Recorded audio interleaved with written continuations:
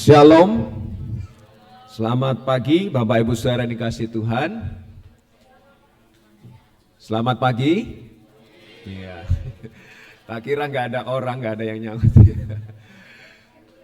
Puji Tuhan, kita boleh kembali bersama-sama berkumpul di tempat ini untuk memuji memuliakan nama Tuhan. Saya ingin menyambut yang baru pertama kali hadir bersama-sama dengan kita, Ibu Ningsih dari Salatiga. Silakan berdiri sejenak. Matur nuwun Sarau. Selamat datang kembali Bu Tarmi. Ya. Pasti sudah rindu ya. Dan jemaah di sini sudah berapa tahun ya, saya lupa. Gak ngitung ya. 1,5 tahun sudah tidak bersama-sama dengan kita. Tapi puji Tuhan kembali berbakti bersama-sama dengan kita pagi ini. Kiranya menjadi berkat bagi kita semua. Bapak Ibu Saudara, mari perhatikan beberapa pengumuman dan warta jemaat berikut ini sebelum kita mulai dengan kebaktian.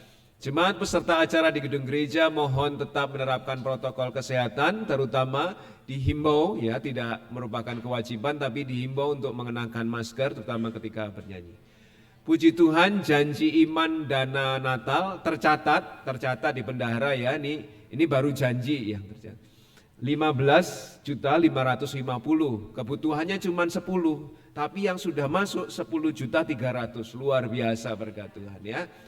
Puji Tuhan ya, boleh memberi kemuliaan buat Tuhan ya. Yang masih mau terlibat silahkan hubungi Bu Yayu, Bu Ina, nggak perlu dijabri. Saya sudah pesan kepada bendahara nggak usah dijabri. Kalau mereka mau kasih ya kasih aja.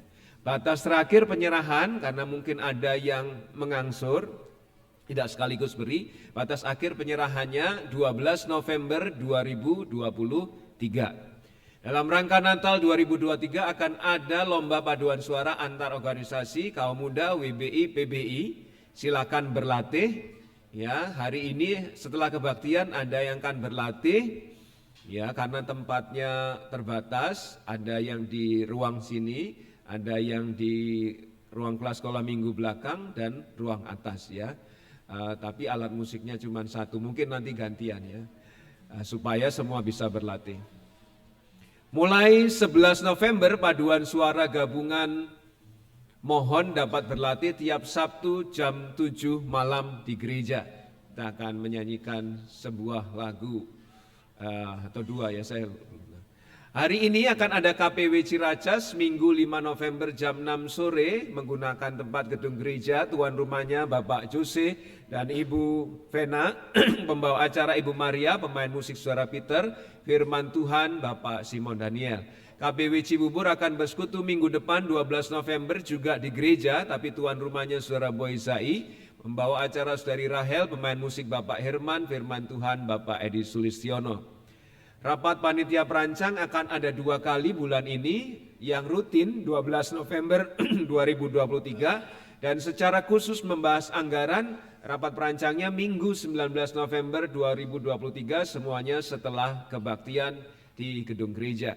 Ya, mohon panitia perancang mempersiapkan diri untuk bisa hadir. Gereja Baptis Indonesia Cibubur, terima kasih.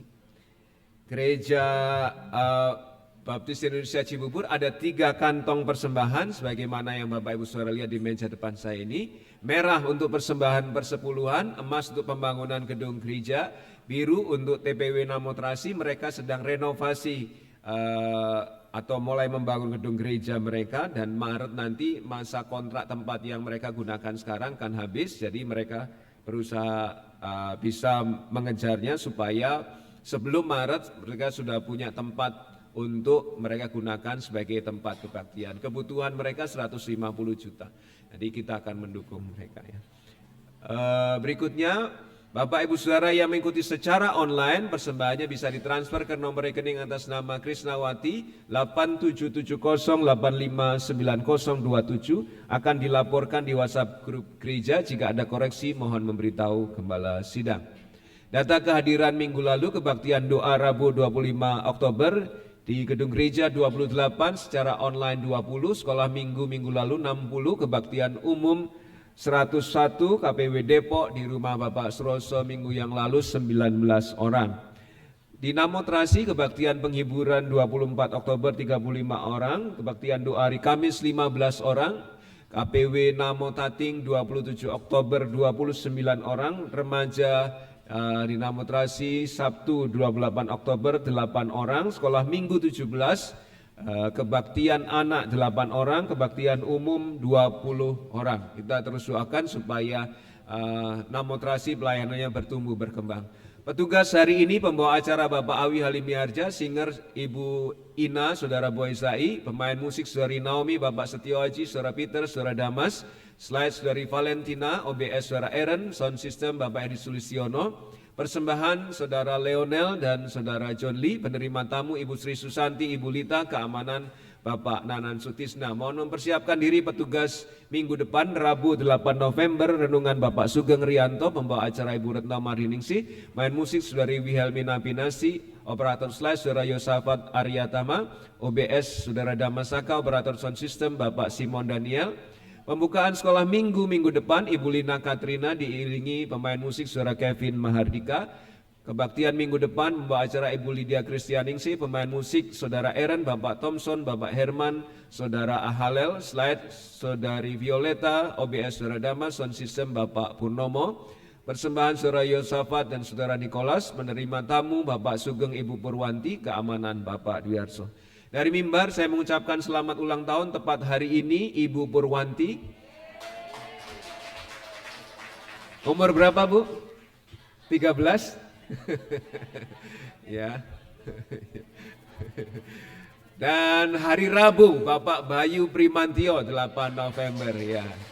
Selamat ulang tahun Bu Purwanti dan Bapak Bayu, Tuhan memberkati, kiranya banyak doa terkabul. Bapak Ibu Saudara yang mau mengucapkan selamat ulang tahun bisa secara langsung kepada yang bersangkutan atau melalui WhatsApp grup gereja kita. Mari kita masuki kebaktian pagi ini dengan khidmat. Ada satu lagi yang baru pertama kali hadir bersama dengan kita, Saudara Koko Trihandoko dari Salatiga juga. Oh ya, terima kasih. Ini bersama dengan Bu Ningsi tadi. Oke. Oh ya. Ya, oke. Kiranya bakti kita berkenan kepada Tuhan, rasakan nikmati hadiratnya seolah-olah Tuhan sendiri ada di samping Bapak Ibu Saudara, memperhatikan bakti kita. Mari kita sungguh-sungguh kusuk dan khidmat berbakti kepadanya. Selamat berbakti, Tuhan memberkati.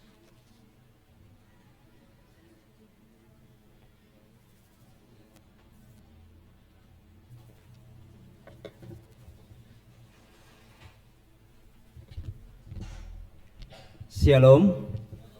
Selamat pagi Bapak Ibu yang terkasih dalam nama Tuhan Yesus Kristus. Kembali pada hari Minggu ini kita datang kepada Tuhan dengan penuh ucapan syukur dan penuh sukacita.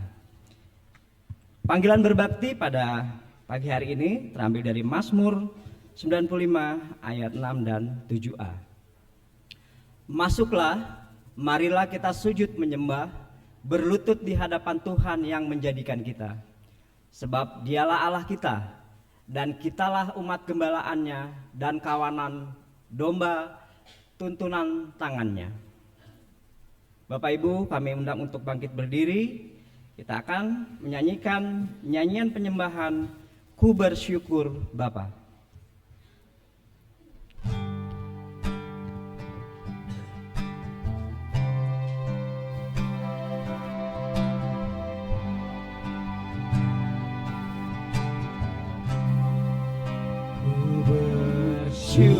Syukur Bapa,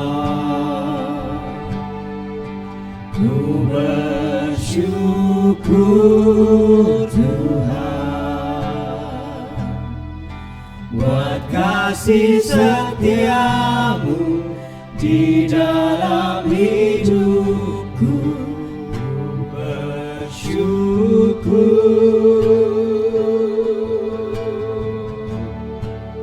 ku bersyukur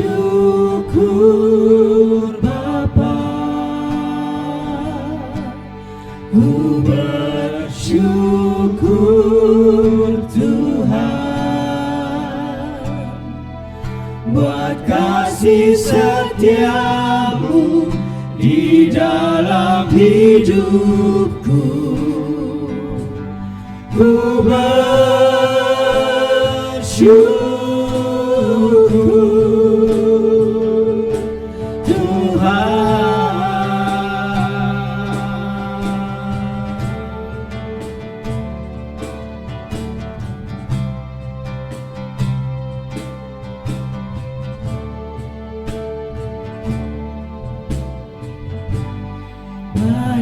yang kau perbuat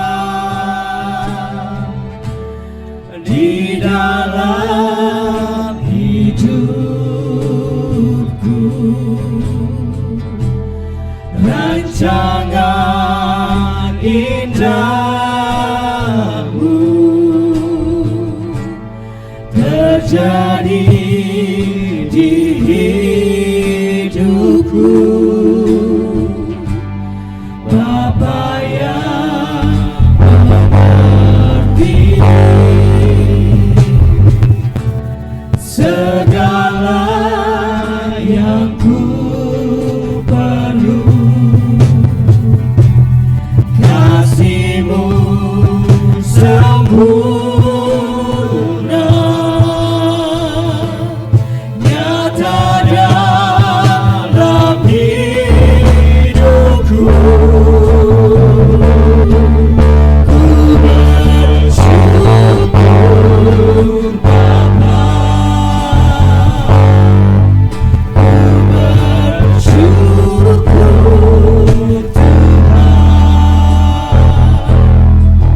buat kasih setia-Mu di dalam hidupku. Ku bersyukur, ku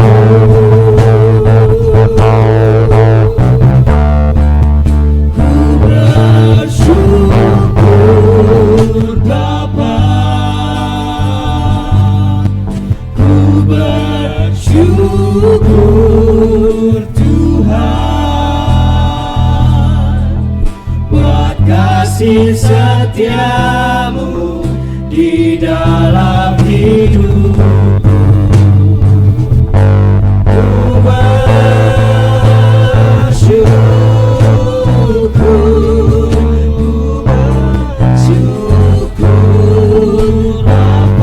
bersyukur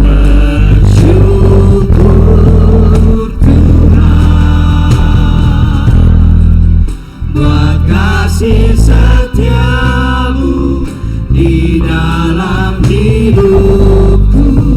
Ku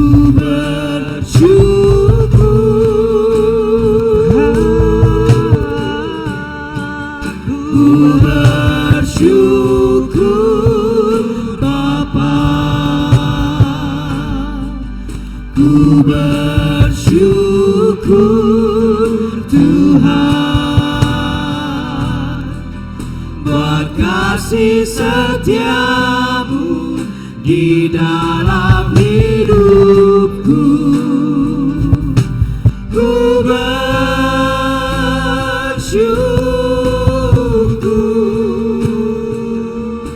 ku bersyukur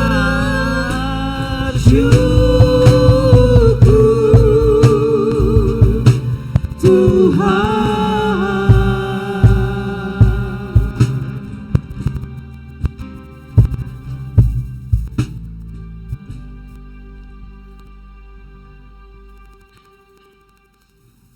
Mari kita bersatu dalam doa. Tuhan Allah Bapa kami di surga, yang kami kenal di dalam nama Tuhan Yesus Kristus, Tuhan yang senantiasa mengasihi dalam setiap kehidupan kami, pribadi lepas pribadi. Kami sungguh mengucap syukur Tuhan, pada pagi hari ini Engkau boleh kumpulkan kami di tempat ini dalam keadaan baik dan selamat ya Tuhan. Engkau senantiasa memberkati dengan limpah berkat yang dari Tuhan. Terima kasih ya Allah Bapa. Kami percaya semua itu berkat yang dari Tuhan. Hidup kami takkan pernah berarti apa-apa ya Tuhan. Kami lemah Tuhan. Engkaulah sumber kuatku ya Tuhan. Terima kasih ya Bapa di surga. Tuhan, kami mohon pimpinan-Mu ya Tuhan. Kalau pagi hari ini kami boleh datang menyembah dan berbakti di tempat ini ya Tuhan. Kiranya Engkau berkati bakti kami ya Tuhan. Tuhan, Engkau berkati, Engkau pimpin ibadah ini ya Tuhan, dari awal, pertengahan hingga akhirnya ya Tuhan. Begitu juga dengan alat-alat yang kami gunakan, kiranya Engkau berkati, petugas yang ambil bagian pada pagi hari ini juga Engkau berkati ya Tuhan. Kami juga mau berdoa untuk hamba-Mu Pendeta Aryo Basuki ya Tuhan, yang akan menyampaikan kebenaran firman-Mu. Engkau berhati ya Tuhan dengan kuasa Roh Kudus-Mu ya Tuhan. Kiranya Engkau memimpin memberkati hamba-Mu ya Tuhan, agar firman yang kami dengar boleh menjadi berkat dalam kehidupan kami, dan kami menerapkannya di dalam kehidupan kami ya Tuhan, sehingga hidup kami boleh seturut dengan Kau ya Tuhan. Tuhan, layakan, kuduskan kami ya Tuhan, agar kami boleh layak mengikuti ibadah kami pada pagi hari ini ya Tuhan. Ampuni dosa kelemahan kami Tuhan, di dalam nama Tuhan Yesus Kristus kami serahkan doa kami. Haleluya, amin. Jemaat tetap bangkit berdiri. Kita terus memuji dan memuliakan Tuhan dengan nyanyian kesaksian iman, Allahku dahsyat.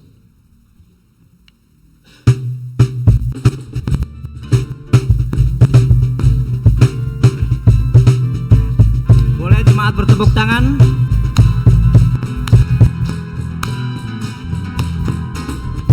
Dari utara ke selatan terdengar pujian bagi Allah. Dari barat sampai ke timur, nama Yesus disanjung tinggi. Dari pulau-pulau, lembah-lembah, gunung-gunung yang tinggi, kemuliaannya disaksikan, kebesarannya diceritakan. Yesus, Yesus, nama Yesus, nama Yesus disanjung tinggi. Dari pulau-pulau, lembah-lembah, gunung-gunung yang tinggi, Allahku dahsyat berkuasa, seluruh bumi sujud menyembah, tinggikan nama-Mu. Allahku dahsyat berkuasa, seluruh bumi sujud menyembah, tinggikan nama-Mu.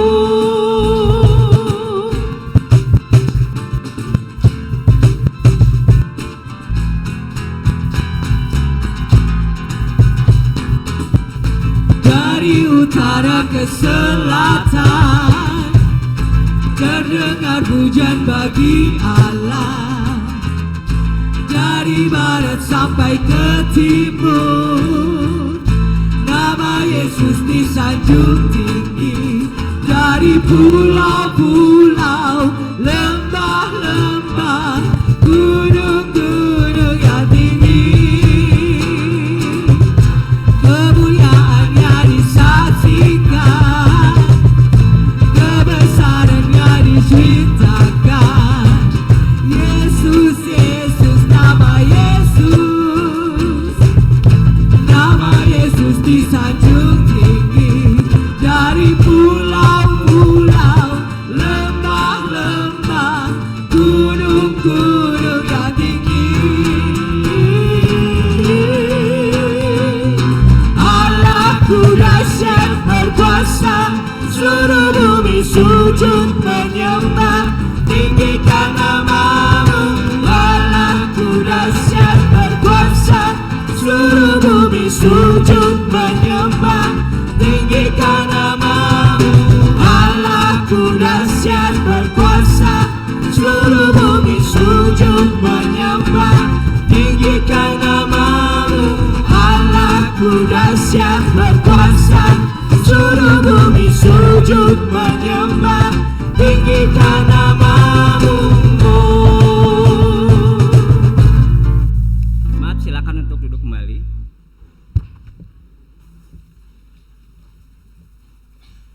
Pembacaan firman Tuhan pada pagi hari ini terambil dari Yohanes 10 ayat 1 sampai dengan ayat yang ke-6. Saya akan membacakan ayat yang ganjil, jemaat membacakan ayat yang genap.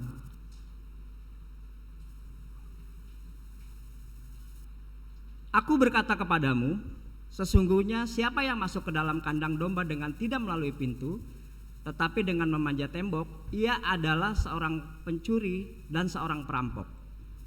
Tetapi siapa yang masuk melalui pintu, Ia adalah gembala domba. Untuk dia penjaga membuka pintu dan domba-domba mendengarkan suaranya, dan ia memanggil domba-dombanya masing-masing menurut namanya dan menuntunnya keluar.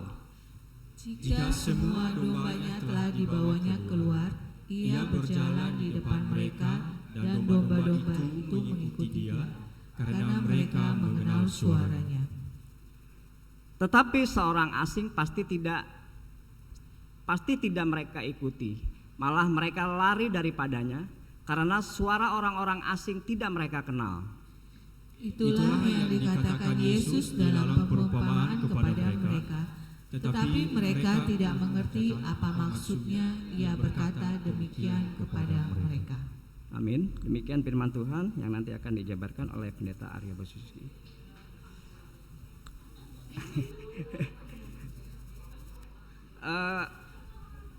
Selanjutnya ada kesaksian calon baptisan. Kami persilakan.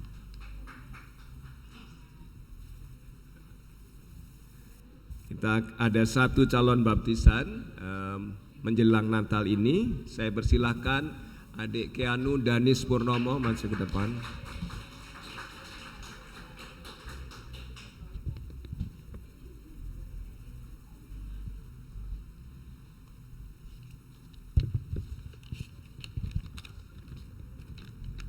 Salam, selamat pagi. Nama saya Keanu Danis Purnomo. Saya akan menceritakan bagaimana akhirnya saya percaya Yesus.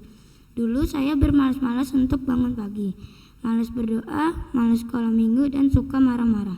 Tapi sekarang saya sadar saya sudah besar. Saya harus merubah kebiasaan saya, sehingga saya akhirnya mengambil keputusan untuk percaya Yesus sebagai Tuhan dan Juru Selamat saya. Alasan saya percaya Yesus adalah karena Yesus itu baik. Yesus itu kasih. Dia sudah menyadarkan saya dan menuntun saya untuk hidup lebih baik lagi. Perubahan hidup saya sebelum dan sesudah percaya Yesus yaitu dulu saya yang suka bermalas-malas, sekarang sudah tidak lagi.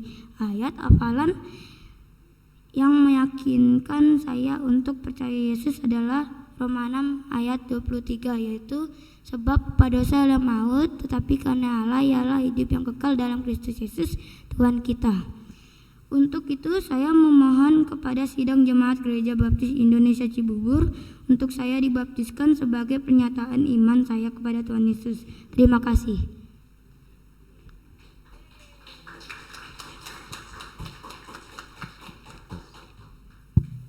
Keanu umur berapa sekarang? 10 tahun ya. Waktu dia ambil keputusan, saya ingat bapak ibunya lagi nggak datang ya, tapi dia berani ambil keputusan sendiri atas dorongan hatinya sendiri, sehingga saya melihat kesungguhannya. Dan saya mengajar kelas baptisan dengan dia 7 pelajaran sudah diselesaikan, dan hari Sabtu kemarin dia diwawancara oleh tim panitia keanggotaan, ada Pak Dinar, Bu Retno, dan Bu Ellen ya.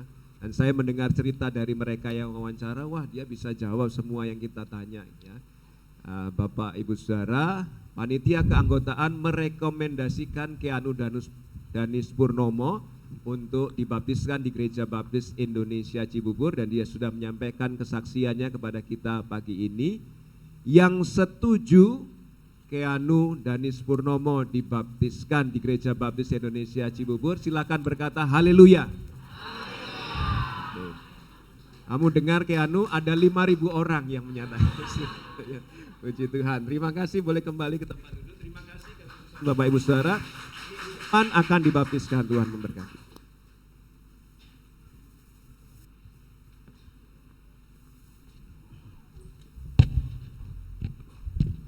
Terima kasih Pendeta, terima kasih juga panitia anggotaan yang sudah melakukan wawancara, dan adik Keanu siap-siap untuk dibaptis. Selanjutnya kita akan teruskan, kita akan menyanyikan nyanyian kesaksian iman dari NP 148, Yesus bagaikan gembala.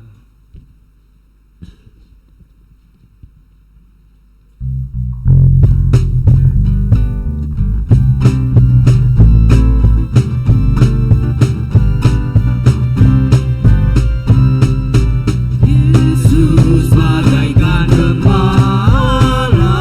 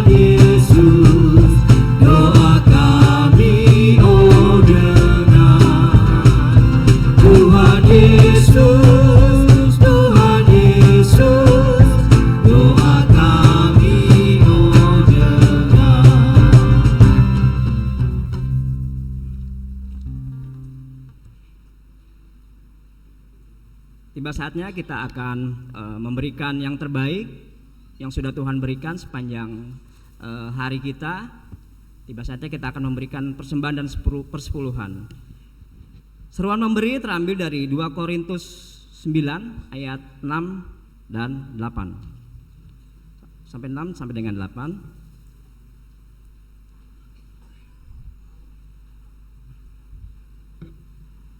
Camkanlah ini, orang yang menabur sedikit akan menuai sedikit juga, dan orang yang menabur banyak akan menuai banyak juga. Hendaklah masing-masing memberikan menurut kerelaan hatinya, jangan dengan sedih hati atau karena paksaan, sebab Allah mengasihi orang yang memberi dengan sukacita. Dan Allah sanggup melimpahkan segala kasih karunia kepada kamu, supaya kamu senantiasa berkecukupan dalam segala sesuatu dan malah berkelimpahan di dalam berbagai kebajikan. Mohon John Lee untuk memimpin doa persembahan. Mari kita bersatu dalam doa. Tuhan Yesus yang baik, terima kasih Tuhan, kami sudah berkumpul di gereja ini. Kami datang dengan hati yang berserah kepada Tuhan. Sekarang kami ingin memberikan persembahan kami kepada Tuhan. Tuhan telah berkati kami agar hidup kami dapat menjadi berkat dan selalu dapat melayani-Mu dengan hati yang berserah Tuhan. Terima kasih Tuhan Yesus, haleluya, amin. Amin. Sementara kantong persembahan dijalankan, kita akan menyanyikan lagu persembahan dan persiapan firman Tuhan dari NP 216, Tuhan Gembalaku.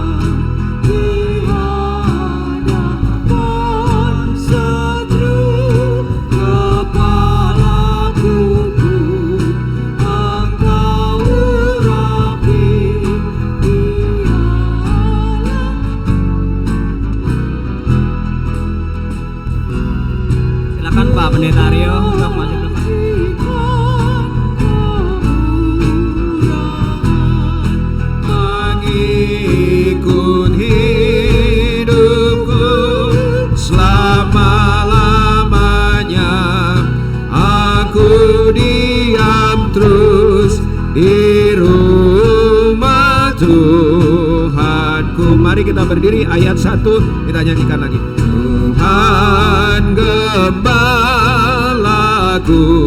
yang baik, cukuplah hidupku ke padang sejuk dan air tenang.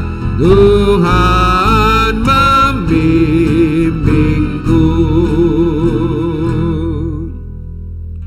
Inilah yang kami yakini Dan kalau kami ada di sini itu karena gembala kami, yaitu Yesus Kristus menuntun kami, memberkati kami. Dan pagi ini kami siap untuk memperhatikan kebenaran firman-Mu.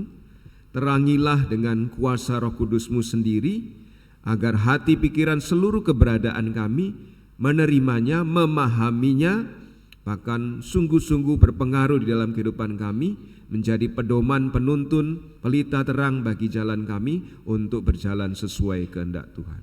Kami serahkan waktu ini untuk kami belajar firman Tuhan bersama-sama, baik hamba-Mu yang menyampaikan maupun seluruh jemaat-Mu yang belajar, kami semua di dalam pimpinan kuasa Roh Kudus-Mu. Di dalam nama Yesus yang begitu mengasihi kami mohon pimpinan-Mu. Haleluya, amin. Silakan duduk kembali Bapak Ibu Saudara.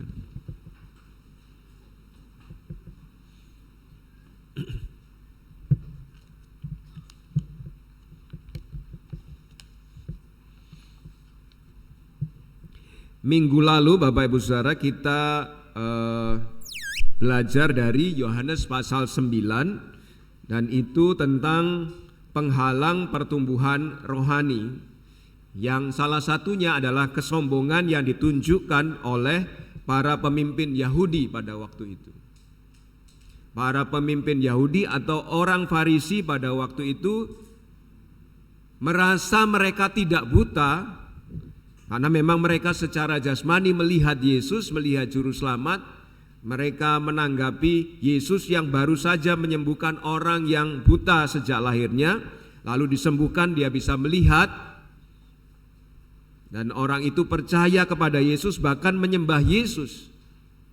Padahal baru mengalami mukjizat dan baru bertemu pada hari itu, dia percaya dan menyembah Yesus. Sementara para pemimpin Yahudi yang katanya melihat dan tahu Juru Selamat, bahkan berusaha membunuh Yesus, bahkan mengeluarkan atau mengusir orang yang disembuhkan ini dari kelompok mereka, dari perkumpulan mereka, karena orang ini memilih percaya kepada Yesus. Sehingga Yesus berkomentar di Yohanes pasal 9 ayat 40 sampai 41 dikatakan demikian. Kata-kata itu didengar oleh beberapa orang Farisi yang berada di situ, dan mereka berkata kepadanya, "Apakah kami juga buta? Menurutmu Yesus, kami ini buta?" Jawab Yesus kepada mereka, "Sekiranya kamu buta seperti orang yang disembuhkan tadi, kamu tidak berdosa, tapi karena sekarang kamu berkata kami melihat, maka tetaplah dosamu."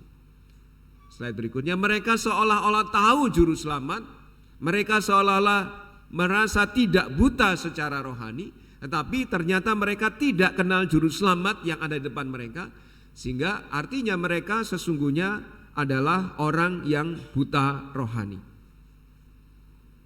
Bapak Ibu Saudara, ini percakapan dari Yohanes pasal 9, itu sudah kita pelajari minggu lalu. Sebagaimana entah Bapak Ibu Saudara tahu atau tidak, tapi ayat dan pasal di dalam Alkitab kita itu dari mula ditulis itu tidak ada penomoran ayat atau pasal itu untuk memudahkan kita orang membacanya. Misalnya, mari kita membuka karena begitu besar kasih Allah akan dunia ini. Kalau nggak ada ayat dan pasal, saudara bingung nyarinya di mana, halaman berapa, halaman aja kalau nggak pakai nomor bingung. Nah, sejak tahun 1555 ada sistem ayat dan pasal yang menolong kita untuk nyari. Wah, Yohanes 3:16 di mana ya, karena begitu besar kasih Allah. Ya, itu memudahkan kita. Sehingga karena dari awalnya itu tidak ada ayat dan pasal, maka sebenarnya percakapan yang ditulis oleh Injil Yohanes ini adalah percakapan sambungan antara ketika Yesus memberitahu kamu merasa tidak buta, ya sudah tetaplah dosamu, disambung dengan Yohanes pasal 10 di mana Yesus menjelaskan tentang keberadaannya sebagai gembala yang baik dan pintu kepada keselamatan. Slide berikutnya. Dia sedang masih berkomunikasi dengan para pemimpin Yahudi yang diajak bicara, yang merespon kesembuhan orang buta tadi, dan pembicaraannya itu dilanjutkan dengan menjelaskan kepada para pendengarnya yang ada pada waktu itu, juga kepada para pemimpin agama Yahudi tentang gembala yang baik dan pintu kepada keselamatan. Pagi ini kita akan belajar tentang gembala yang baik itu, dan kalau kita belajar gembalanya, kita juga belajar domba-dombanya. Ya. Yesus adalah gembala yang baik. Mengapa? Karena dia mempunyai kemampuan sebagai gembala yang baik. Slide berikutnya. Dia punya kemampuan sebagai gembala yang baik, itu ada di ayat 1 sampai 3 yang sudah kita baca tadi. Sesungguhnya aku berkata kepadamu, sesungguhnya siapa yang masuk ke dalam kandang domba dengan tidak melalui pintu, tetapi dengan memanjat tembok, ia adalah seorang pencuri dan seorang perampok. Tetapi siapa yang masuk melalui pintu, ia adalah gembala domba. Untuk dia penjaga membuka pintu, dan domba-domba mendengarkan suaranya, dan ia memanggil domba-dombanya masing-masing menurut namanya dan menuntunnya keluar.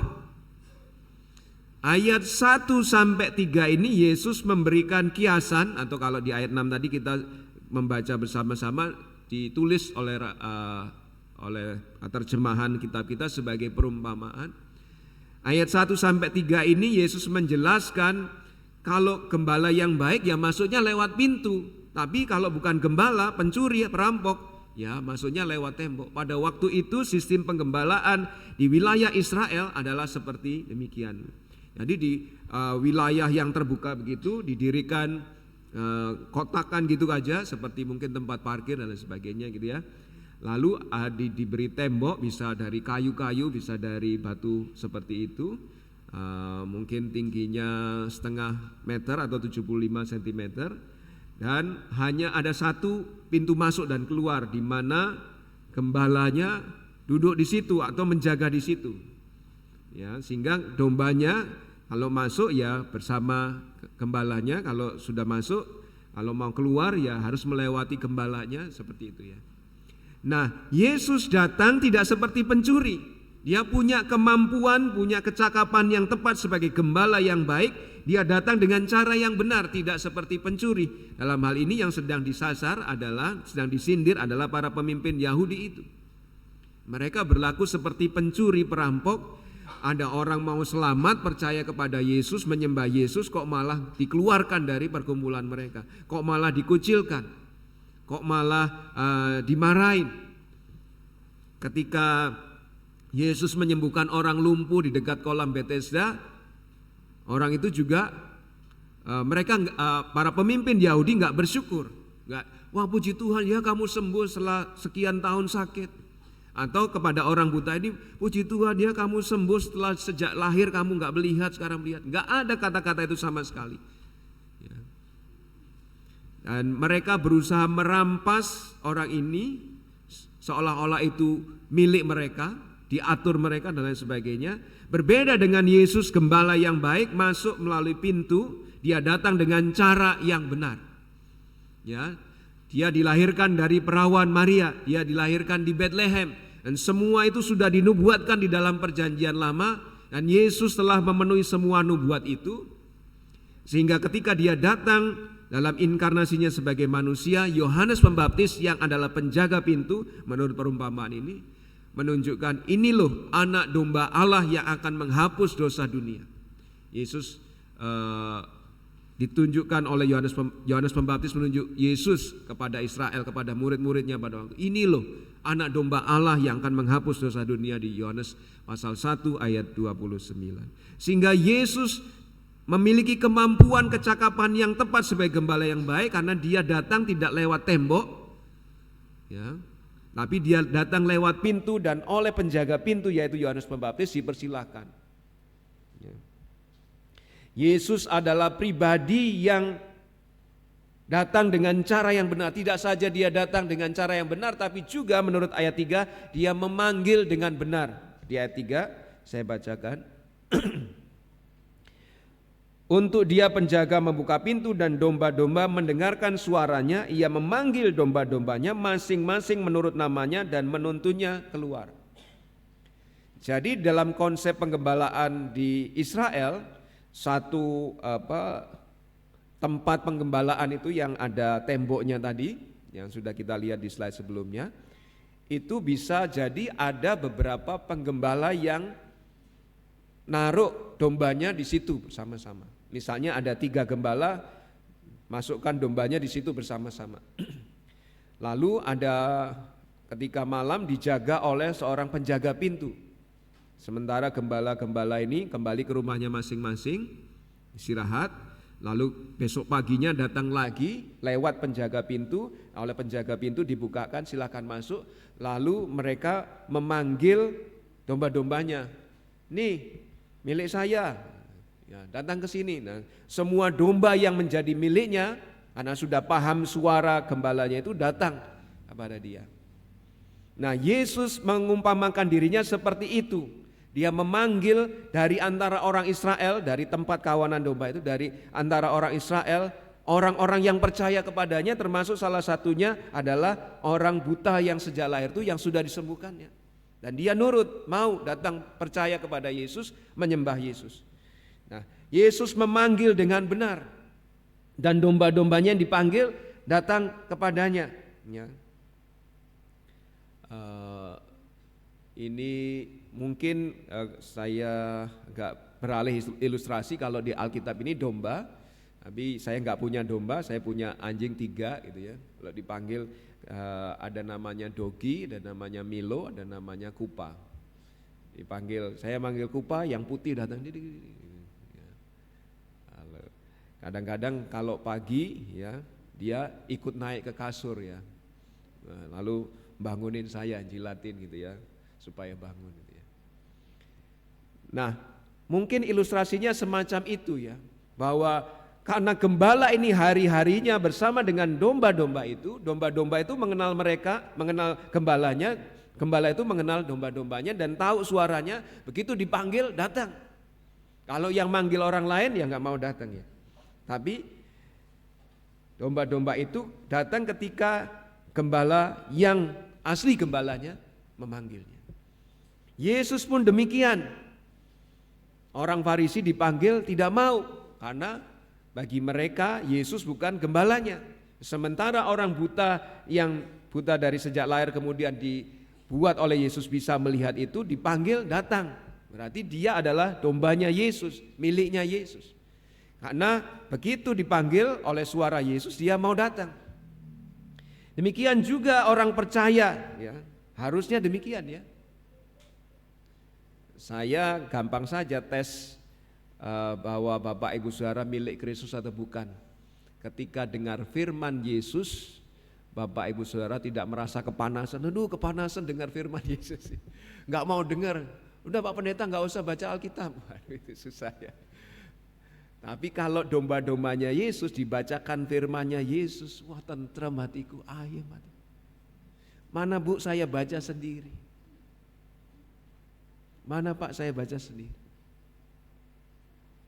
Domba-dombanya Yesus kalau diperdengarkan suaranya Yesus pasti akan langsung mendengar. Itu respon yang benar ya. Gembala yang baik dan domba-dombanya, gembala yang baik memanggil domba-dombanya, dan domba yang benar-benar dombanya akan datang kepadanya. Jadi Bapak Ibu Saudara kalau dipanggil Tuhan Yesus, kamu melayani itu, Bapak Ibu Saudara enggak mendengar, itu menjadi bukti atau menjadi uji Bapak Ibu Saudara milik Yesus atau bukan. Kalau bukan milik Yesus, milik siapa?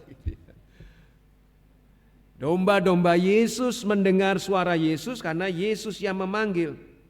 Dan tidak ada orang yang datang kepada Yesus kecuali Bapa memanggilnya, menurut Yohanes 6 ayat 44. Slide berikutnya.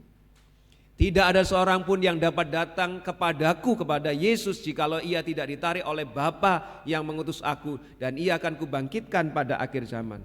Kalau Bapak Ibu Saudara enggak mau dengar suara Yesus, dipanggil Yesus, merasa enggak dengar ya, atau dengar tapi pura-pura enggak dengar, nah itu susah ya. Punyanya Yesus bukan. Kalau dipanggil Yesus, dipanggil oleh Allah Bapa yang mengutus Yesus, Bapak Ibu Saudara, sebagai domba-dombanya Yesus harusnya dengar. Orang-orang berdosa kita, karena dosa kita ini sebenarnya sudah mati secara rohani, tetapi karena suara Yesus memanggil kita, kita dibangkitkan. Efesus 2 ayat 1. Kamu dahulu sudah mati karena pelanggaran-pelanggaran dan dosa-dosamu, tetapi suara Yesus memanggil kita, menghidupkan kita sehingga kita mendengar suaranya, membangunkan hati kita yang mati, memberi pengharapan. Sehingga kadang-kadang kita atau saya sendiri heran gitu ya. Ini ngapain sih orang Kristen diajak ke gereja nggak mau, diajak kebaktian nggak mau, diajak melayani Tuhan nggak mau, ini milik Yesus bukan gitu ya. Tapi domba-dombanya Yesus yang tadinya hatinya mati dibangkitkan oleh suara Yesus dan mendengar suara Yesus mau mengikuti. Tidak saja Yesus memanggil dengan benar, Yesus datang dengan benar, Yesus juga memerintah dengan benar. Ayat 4 dan 5 dikatakan demikian. Jika semua dombanya telah dibawanya keluar, ia berjalan di depan mereka dan domba-domba itu mengikuti dia karena mereka mengenal suaranya. Namun seorang asing pasti tidak mereka ikuti, malah mereka akan lari dari orang itu karena suara orang asing tidak mereka kenal. Jadi Bapak Ibu Saudara, Yesus memanggil dengan benar, Yesus juga memerintah dengan benar.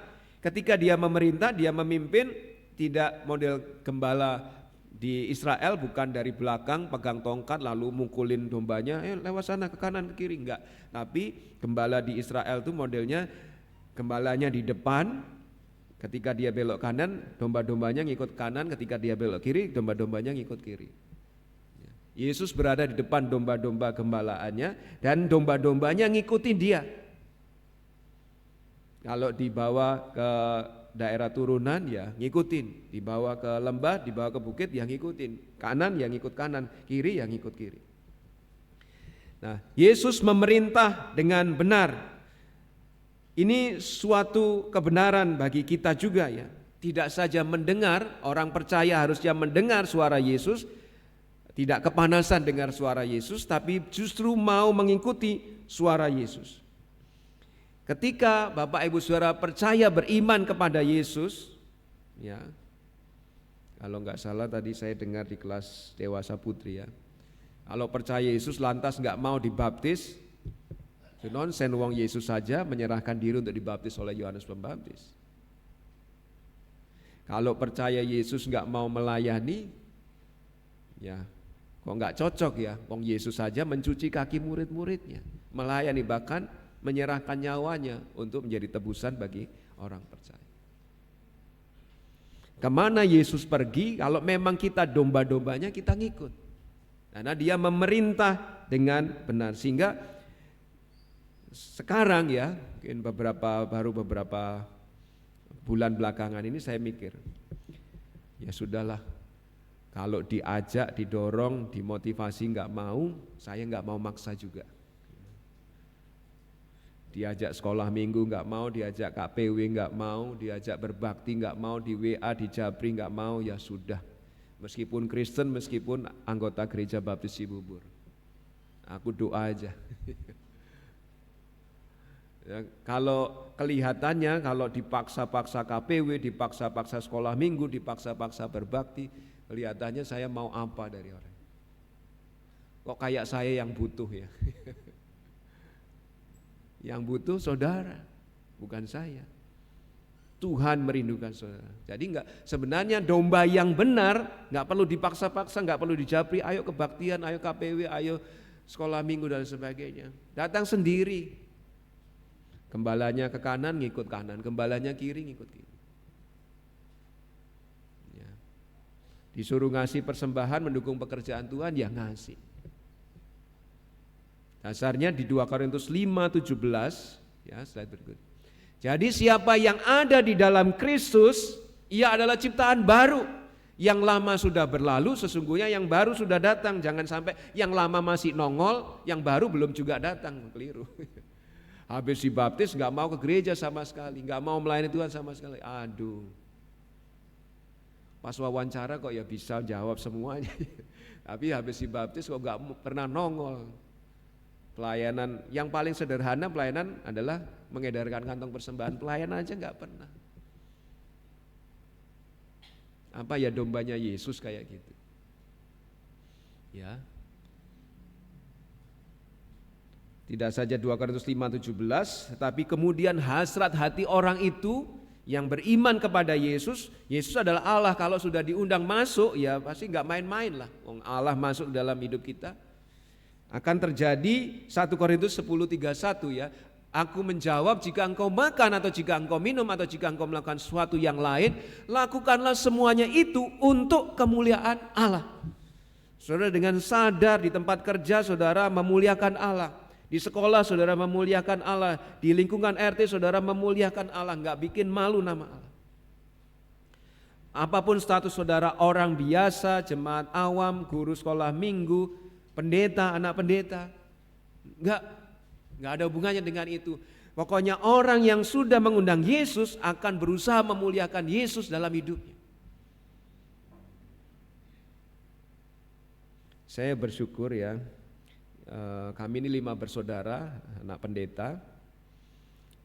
Pernah juga di dalam pelayanan bapak saya, kami mengalami situasi yang bagi anak-anak pendeta itu menekan. Wah nggak enak, sampai adik saya yang bungsu itu, aku pengen jadi hakim lah. Kenapa? Pengen mengadili itu jemaat-jemaat yang musuhi bapak. Benar, dia sekarang lulusan STH, lulusan sarjana hukum, tapi kemudian masuk teologi. Nah, jadi tidak ada maksud ke sana ya, cuman Tuhan menggerakkannya. Tapi meskipun kami mengalami situasi sulit dan menekan sebagai anak-anak pendeta, 5-5-nya semua melayani Tuhan sampai sekarang, aktif. Enggak nunggu kalau tugas baru datang ke gereja. Tetapi kami semua, entah ada jabatan di gereja, tidak ada jabatan di gereja, kami semua aktif melayani. Enggak ada yang nyuruh, bapak saya juga enggak nyuruh. Bapak sudah meninggal, ibu masih ada, tapi kami semua tetap melayani Tuhan. Mengapa? Bukan karena anak pendeta, tapi karena ini loh 1 Korintus 10:31, apa yang kita lakukan untuk kemuliaan Tuhan, ada hasrat untuk memuliakan Tuhan, nggak perlu dipaksa-paksa.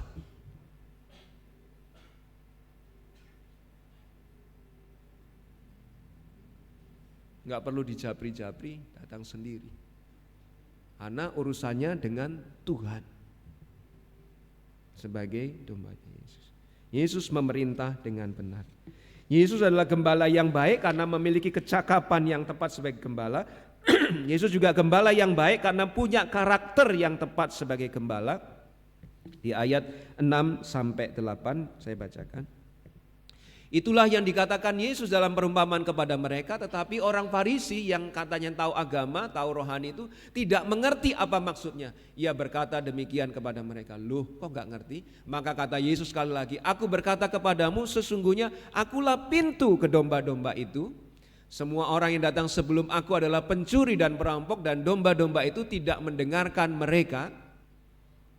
Ya. Jadi Yesus menyatakan jati dirinya, aku ini pintu. Tidak sekedar aku gembala yang baik, tetapi juga pintu.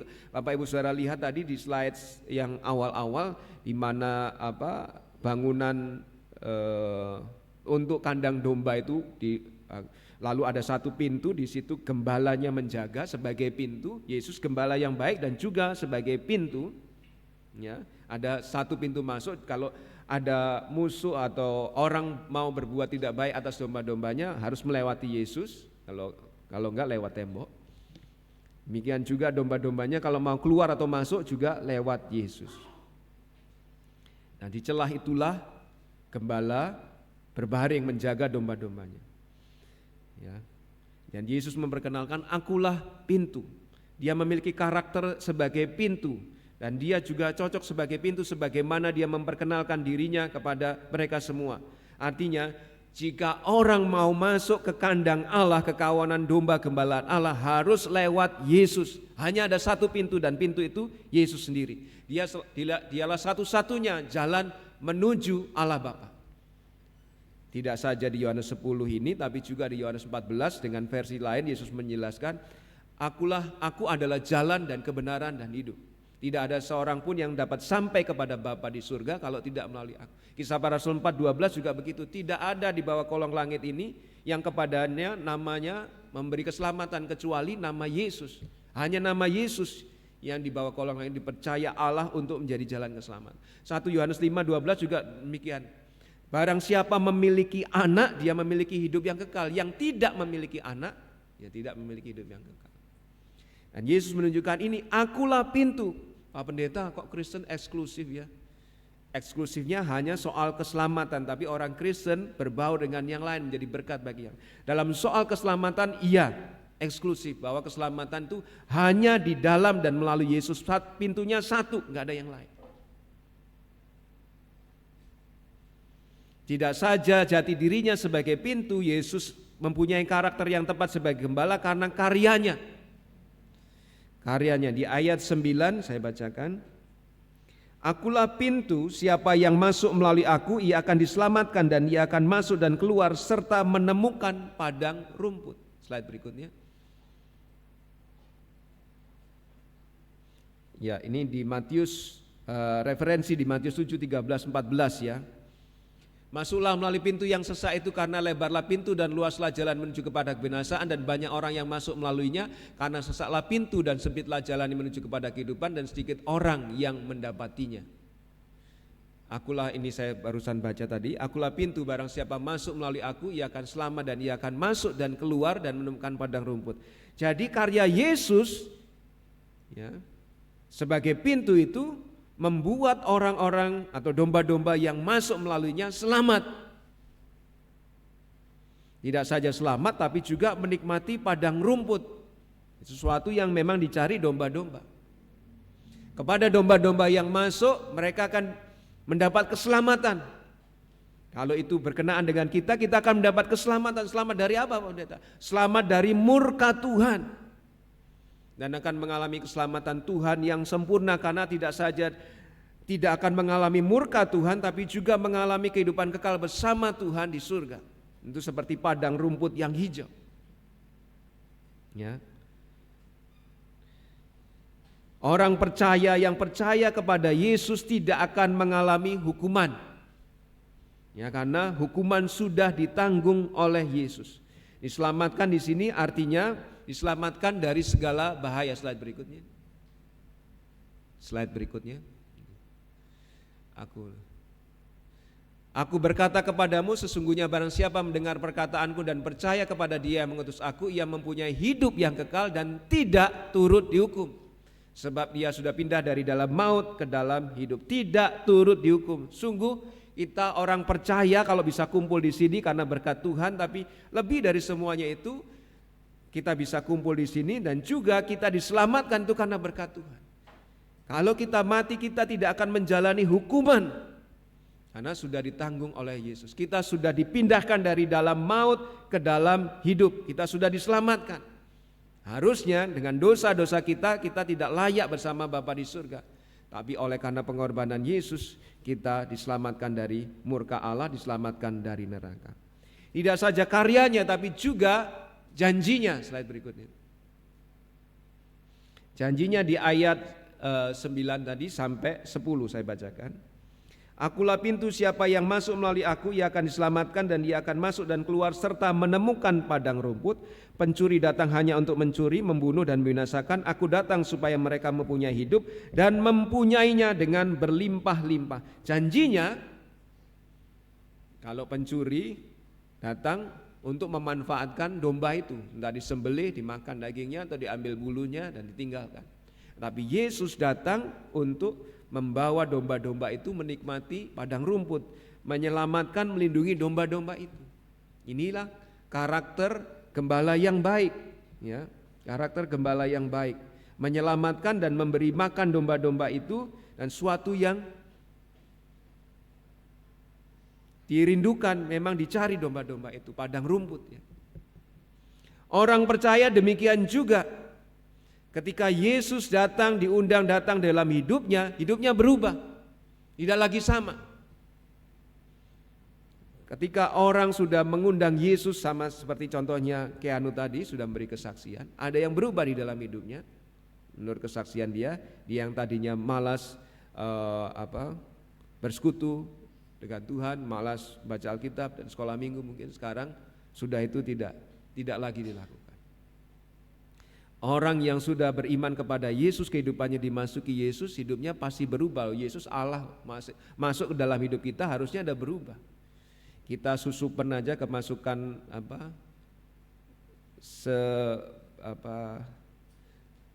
selembar ya, enggak selembar ya, duri begitu saja kita udah rasanya beda. Apalagi nih Yesus yang adalah Allah masuk dalam hidup kita, pasti harusnya ada perubahan. Kita menjadi lebih mengasihi Tuhan, kita bisa menjadi berkat bagi sesama. Kita bisa hidup lebih baik, mengasihi lebih baik kalau jadi suami yang baik, jadi anak-anak yang baik, jadi anggota gereja yang baik. Hidupnya sekarang memuliakan Allah, tidak lagi sama, ya, berubah. Karena Yesus masuk. Seperti ketika Yesus datang membawa domba-domba itu menuntun, membawa ke padang rumput hijau, hidup domba-domba itu berubah. Mengalami selamat, mengalami padang rumput hijau, kenyang, hidupnya diubahkan. Demikian juga orang percaya, harusnya hidupnya diubahkan. Seperti yang terlihat dari Efesus 2 ayat 1 sampai. Kamu dahulu sudah mati karena pelanggaran-pelanggaran dan dosa-dosamu. Kamu hidup di dalamnya karena kamu mengikuti jalan dunia ini. Karena kamu mentaati penguasa kerajaan angkasa, yaitu roh yang sekarang sedang bekerja di antara orang-orang durhaka. Dulu nih, sebenarnya dahulu kami semua, Paulus juga terhitung di antara mereka. Ketika kami hidup di dalam hawa nafsu daging dan menuruti kehendak daging dan pikiran kami yang jahat. Pada dasarnya kami adalah orang-orang yang harus dimurkai sama seperti mereka yang lain. Tetapi Allah yang kaya dengan rahmat, dengan kasih karunia, dengan kasihnya, oleh karena kasihnya yang besar yang dilimpahkannya kepada kita, telah menghidupkan kita bersama-sama dengan Kristus, sekalipun kita telah mati oleh kesalahan-kesalahan kita, oleh kasih karunia kamu diselamatkan. Sehingga kita tidak lagi sama. Harusnya kita tidak lagi suka dunia. Tuhan, kalau orang dunia minggu jalan-jalan sehat, kami minggu jalan-jalan ke gereja dan kemudian berbakti bersama. Yang dicari dunia tidak lagi kami cari. Karena sudah beda ya, Efesus 2 ayat 1 sampai 4 menunjukkan itu. Harusnya ada perubahan. Sehingga kalau Bapak Ibu Saudara sudah lama melakukan seperti yang Keanu lakukan dan merasa seperti orang Farisi, wah aku udah tahu kok. Saya di mana ya? Saya lupa wajah orangnya, tapi masih ingat peristiwanya. Kalau nggak salah setelah pernikahannya Pak Jose Buvena, saya menyalami beberapa orang. Terus ada di sebelah saya kalau nggak salah orang Kebayoran nanya kepada temannya, kamu tadi kok nggak datang kebaktian? Oh, aku wis ngerti khotbah pernikahan tuh gitu-gitu aja. Wis ngerti ya. Saya ya, untung saya nggak ingat wajahnya ya. Tapi masih ingat kalimatnya. Wah, kadang-kadang orang Kristen yang sudah lama jadi Kristen merasa, wah aku ngerti khotbah Pak Pendeta, udah mengerti yang akan dibicarakan KPW, nggak usah datang KPW, nggak usah datang kebaktian. Lebih baik jalan sehat saja minggu. Itu dunia, saudara. Kita tidak lagi seperti itu. Kita berusaha memuliakan Yesus, entah siapapun pendetanya, entah siapapun yang menyampaikan firman Tuhan, entah saudara sudah tahu atau belum tahu. Karena yang hendak kita senangkan Yesus. Harusnya berubah ya.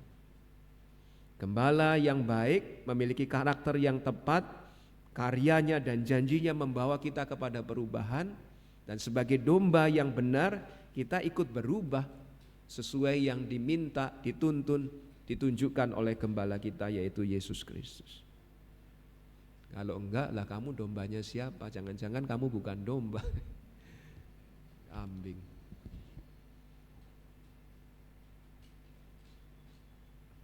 Yesus adalah gembala yang baik karena kemampuan kecakapannya tepat sebagai gembala, karena karakternya juga tepat sebagai gembala. Tapi lebih dari itu juga kepeduliannya di ayat 11 sampai 13. Akulah gembala yang baik. Baru di sini Yesus menyebut dirinya sebagai gembala yang baik. Di awal-awal dia enggak menyebut.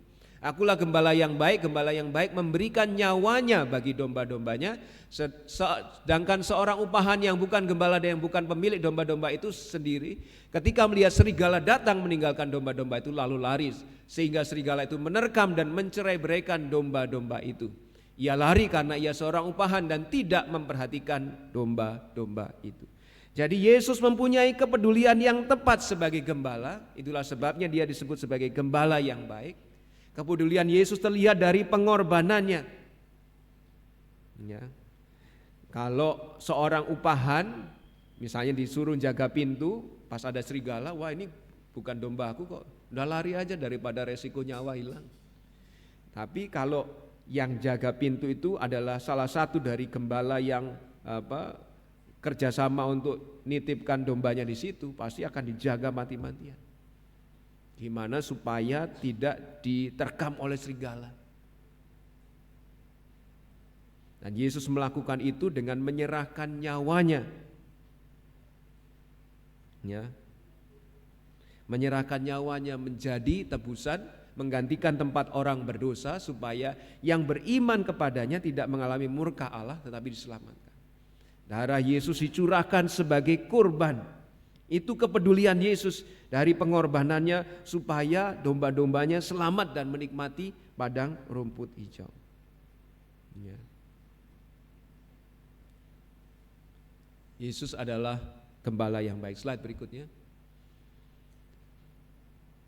Yohanes 10:14, akulah gembala yang baik dan aku mengenal domba-dombaku dan domba-dombaku mengenal aku. Tidak saja dari kepedulian, dari pengorbanannya Yesus adalah gembala yang baik, tapi juga dari pengenalannya akan domba-dombanya. Yesus adalah gembala yang baik.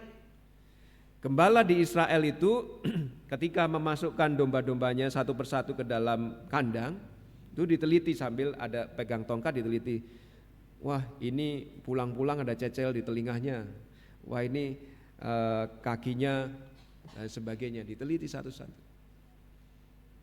Dan ketika dipanggil dia memberi nama mereka satu-satu, dipanggil sesuai namanya dan datang. Yesus mengenal domba-dombanya satu persatu, dan sudah kita pelajari bahwa Yesus memang Allah, dia Maha Tahu. Ya, dia mengetahui segala sesuatu tentang domba-dombanya. Domba-dombanya itu mungkin ada yang kakinya kena duri sehingga jalannya timpang, atau ada yang mungkin sudah bergulat dengan lumpur sehingga bulunya terlilit-lilit dan lain sebagainya. Dia paham setiap domba itu. Nah, kalau itu dihubungkan dengan kita, Yesus tahu Bapak Ibu Saudara, kenal Bapak Ibu Saudara, tahu alasan gak datang sekolah minggu, alasan gak kebaktian, Yesus tahu. Entah benar, entah dibuat-buat, Yesus tahu. Tahu ketika kita imannya hebat dan kuat atau ketika iman kita lemah dan hancur, Yesus tahu. Yesus tahu ketika kita merasa tersakiti menangis, Yesus tahu. Yesus tahu ketika kita merasa kuat. Yesus tahu ketika kita dibully teman kita, Yesus tahu. Yesus tahu segala sesuatu tentang kita, bahkan menurut ayat berikut ini, slide berikutnya, Matius 10:29-31, bukankah burung pipit dijual dua ekor seduit, namun seekor pun daripadanya tidak akan jatuh ke bumi di luar kehendak Bapamu. Dan kamu, rambut kepalamu pun terhitung semuanya oleh Tuhan Yesus. Sebab itu janganlah kamu takut, karena kamu lebih berharga daripada banyak burung pipit. Kita saja nggak bisa hitung rambut, tapi Tuhan Yesus tahu jumlah rambut saudara. Untuk menunjukkan betapa dia kenal domba-domba. Ya. Dari pengenalannya akan domba-dombanya, Yesus pantas disebut sebagai gembala yang baik. Ya.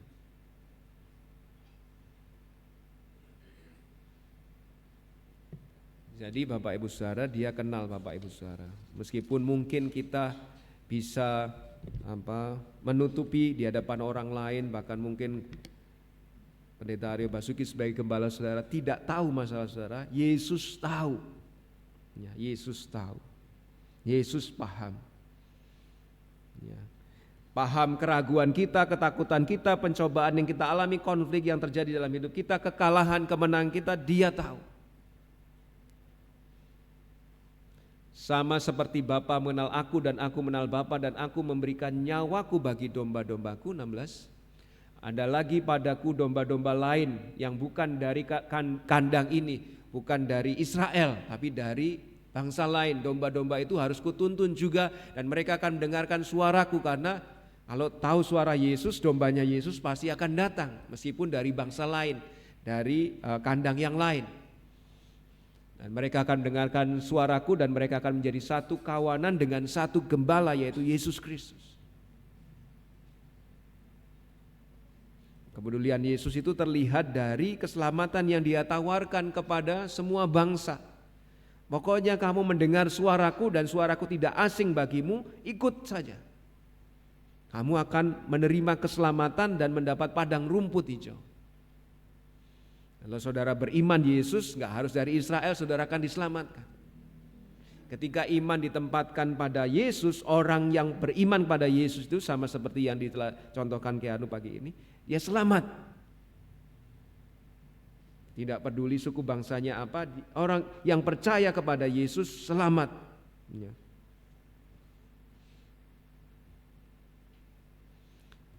Kalau Bapak Ibu Saudara mau beriman sekarang, ya, saudara selamat. Sehingga sebagai penutup, banyak orang yang tahu Yesus. Aku Kristen Pak dari lahir. Ibuku sudah bawa, bapak ibuku sudah bawa aku ke gereja, berarti aku Kristen dari lahir. Banyak orang yang tahu Yesus, gembala yang baik, tapi tidak mengenal Yesus. Tahu dan kenal itu beda. Mengenal itu artinya mengalami sendiri. Saudara mungkin bisa hafal Mazmur 23, Tuhan adalah gembalaku, takkan kekurangan aku. Mungkin saudara bisa menghafal itu. Hafal, tapi mengalami enggak Yesus sebagai gembala yang baik? Kenal enggak Yesus sebagai gembala yang baik? Yesus adalah gembala yang baik karena kemampuannya, karakternya, kepeduliannya yang menyatakan kebaikannya itu. Itu gembalanya ya, Yesus. Bagaimana dengan domba-domba? Slide berikutnya. Jika Bapak Ibu Saudara belum ambil keputusan beriman kepada Yesus, sementara Yesus memperkenalkan diri sebagai gembala yang baik, undanglah Dia menjadi gembala bagi jiwa kita. Ambillah keputusan sekarang sebelum terlambat. Nanti saat lagu dinyanyikan, ada yang mau ambil keputusan, silahkan. Jika sudah mengambil keputusan, artinya Bapak Ibu Saudara beriman pada Yesus sebagai gembala jiwa Bapak Ibu Saudara. Kenallah Dia, kenal. Akrab dengan Dia. Perhatikan dan ikuti suaranya.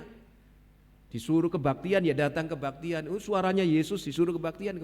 Disuruh melayani ya melayani. Oh suaranya Yesus. Perhatikan, ikuti suaranya dalam Alkitab. Berjalanlah sesuai tuntunannya. Buktikan kamu, kita, Bapak Ibu Saudara, domba-dombanya. Karena Dia sedang menuntun kita kepada keselamatan itu dan padang rumput hijau. Jika sudah mengambil keputusan untuk beriman pada Yesus sebagai gembala jiwa Bapak Ibu Saudara, tinggallah di dalam Yesus, jangan tukar dengan yang lain. Tenang.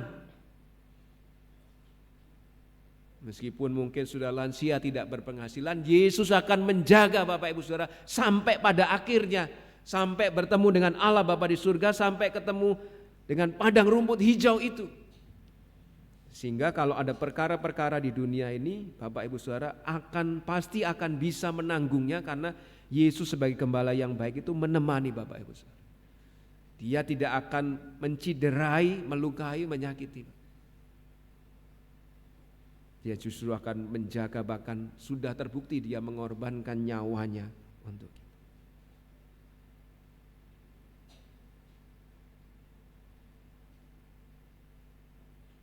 Yesus gembala yang baik, pertanyaannya, apakah Bapak Ibu Saudara domba-dombanya? Buktikan Bapak Ibu Saudara. Amin. Mari kita berdoa. Bapa yang mengasihi kami bersyukur Yesus diutus Allah Bapa untuk menggantikan tempat kami orang berdosa.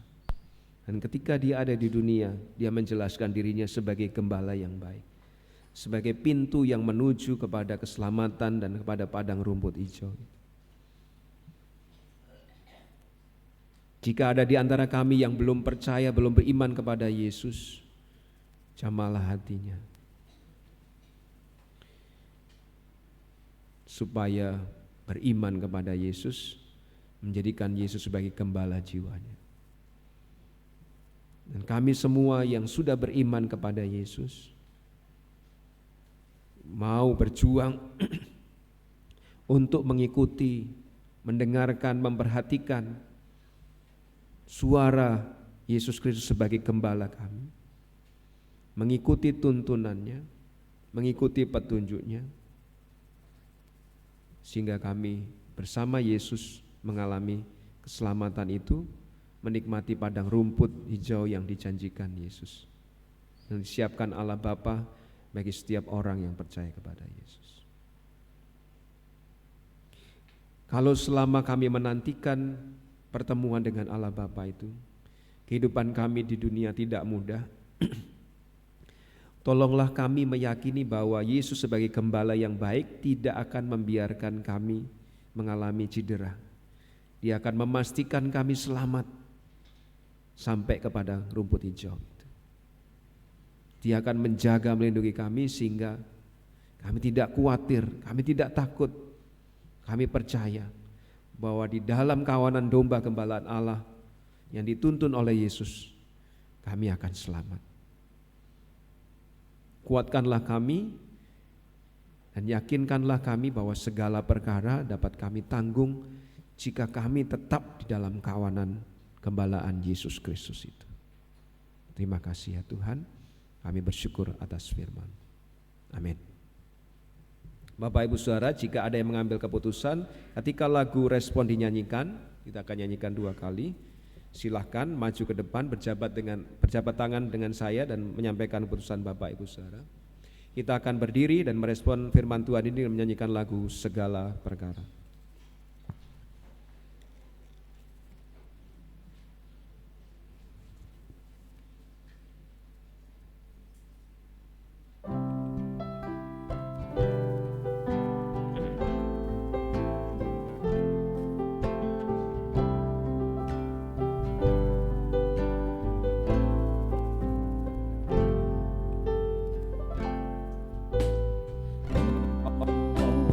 Selalu setia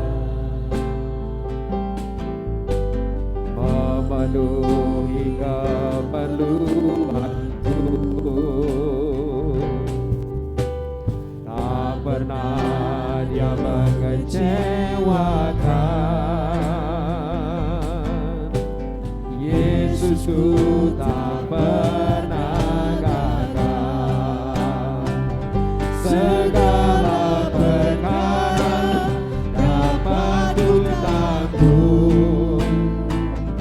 di dalam Dia yang memberi kekuatan. Tuhan Yesus penolong dan sahabat. Tetap percaya Tuhan setia. Masih ada kesempatan, ada yang mau ambil keputusan? Masih ada kesempatan. Yang selalu setia memenuhi keperluanku, tak pernah Dia mengecewakan. Yesusku tak pernah gagal. Segala perkara dapat ku tanggung di dalam Dia yang memberi kekuatan.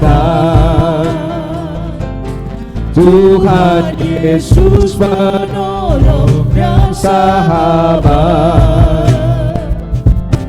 Tetap percaya Tuhan setia. Segala perkara, segala perkara dapat ku tanggung di dalam Dia yang memberi kekuatan.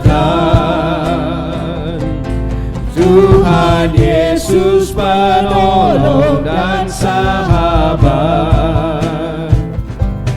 Tetap percaya Tuhan setia. Tetap percaya, tetap percaya Tuhan setia, tetap percaya, Tuhan setia. Kami yakini bahwa Yesus Gembala yang baik dan Dia setia. Sudah terbukti dalam kehidupan kami Tuhan, bertahun-tahun, bahwa Dia setia, Dia baik. Tolonglah kami kuat di dalam Yesus, tidak menukar dengan apapun yang lain, tetap tinggal di dalam Yesus, kenal Yesus, akrab dengan Yesus, menuruti perkataan dan suara Yesus.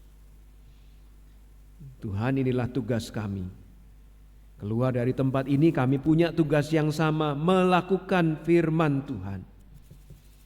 Dan firman Tuhan itu adalah bahwa kami harus mengikuti suara gembala kami, yaitu Yesus Kristus. Terima kasih Tuhan, Kau sudah memimpin kebaktian ini dari awal, pertengahan hingga akhir. Kiranya Tuhan berkenan, kami diizinkan mengalami hadirat, jamahan, koreksi, teguran, motivasi, penghiburan dari Tuhan sendiri. Dan sekarang kami akan pulang kembali kepada rumah aktivitas kami masing-masing. Tuntunlah langkah kami dan mampukan kami peduli, perhatian, mendengar tuntunan itu lewat firman Tuhan, sehingga hidup kami menyenangkan Tuhan, hidup kami menjadi berkat bagi orang-orang di sekitar kami, hidup kami memuliakan Tuhan. Terima kasih. Berkati tiap keluarga sehingga ada damai sejahtera kasih yang dari surga. Berkati tiap pribadi sehingga apapun pergumulannya mereka melihat Sang Gembala Agung menuntun mereka. Berkati tiap usaha pekerjaan sehingga jemaat-Mu ini boleh melihat bahwa rezeki Tuhan limpahkan sebagaimana Gembala Agung itu memenuhi kebutuhan kami. Berkati tiap jemaat-Mu sehingga boleh menanggung segala perkara di dalam Yesus yang memberi kekuatan kepada mereka. Saudaraku yang terkasih, kiranya kasih yang dari Allah Bapa, anugerah yang dari Yesus Kristus, hadirat persekutuan di dalam Roh Kudus menyertai Bapak Ibu Saudara semuanya, mulai saat ini sampai Maranatha Tuhan Yesus datang menjemput orang percaya. Di dalam nama Yesus yang penuh kuasa kami bersyukur dan berdoa. Haleluya. Amin. Tuhanmu memberkatimu. Tuhanmu memberkatimu, Tuhan melindungi menyinarimu, memberi kasih karunia, Tuhan menyinarimu dengan wajahnya, memberi kasih karunia, karunia, damai sejahtera diberi Tuhanmu.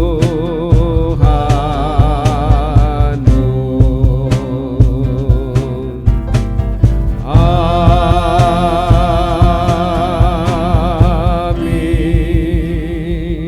Selamat hari Minggu, Tuhan memberkati. Silakan bersaat teduh sejenak.